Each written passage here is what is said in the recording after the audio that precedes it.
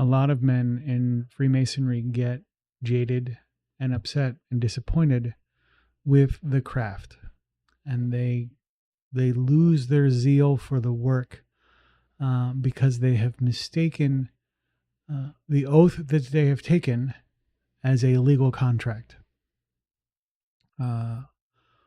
This is something that will take a little bit of time to kind of conceptually get through. But let's talk about Freemasonry all over the world, right? There are differences in language amongst our brethren. There are differences in background. There are differences in historical context. There are differences in level of development, whatever that means. And as you look across the entire craft, you will find that every brother is different.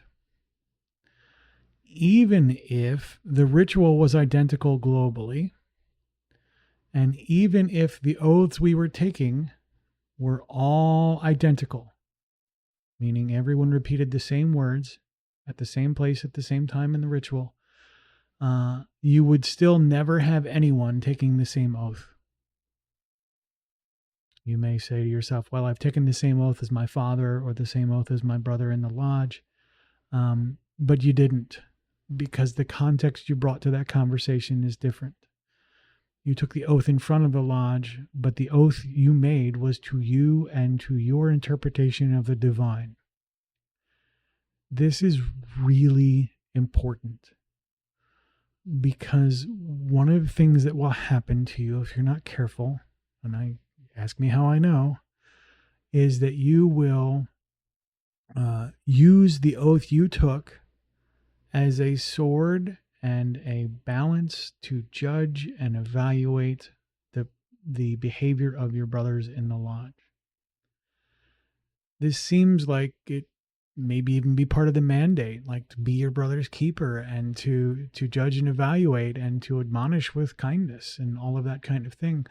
But I will tell you, the moment you let it inform your behavior and your perspective, these judgments and evaluations will be your downfall. It will be the path to a jaded experience. It'll be the path to disappointment. And you'll start playing the, well, we oughta kind of game. And a big part of this is because you are trying to hold other people to your standards, whatever that is. And a lot of folks won't even hold themselves to their own standards. So they weaponize their own disappointment and project it onto the other people in lodge. We can talk about the psychological mechanics of all that. That's fairly well stated out there on the net. You can find the idea of projection, but as we move through this conceptually, as we move past the oath as a concept and say, okay, well, if I only took my oath with me, then the oath has to be just for me. Then it's a private oath that I have taken, and it should inform my behavior. And that's kind of the way this really should go when it comes to taking your Masonic oath. But I also want to caution you against getting attached to outcomes. Even evaluating your own behavior from a moment-by-moment basis has the potential to be a slippery slope to judgment and jadedness and discontent and disappointment.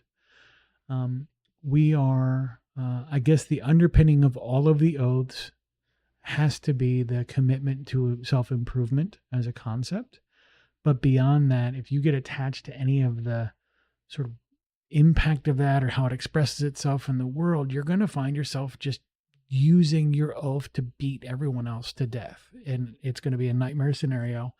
And you see a lot of guys coming in thinking, well, I'm signing up for this concept, this brotherhood or what have you. And they are using the ideas that they have of what it should be against what it is. And if you keep looking for just a little while, you'll notice that actually all the differences we have create opportunities for you to grow and develop and learn. They become the tools by which you operate and do the work to become a better version of yourself. These disagreements, these little picayune, arguments or misinterpretations or what have you, become opportunities to get closer to a guy and talk to him and figure out what they're about and find out what part of you that you've been avoiding looking at because you don't like the way that guy does what he does.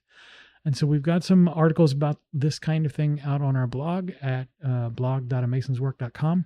And we're starting to put up the Masonic symbols to help you reflect and grow and use them to develop in your journey.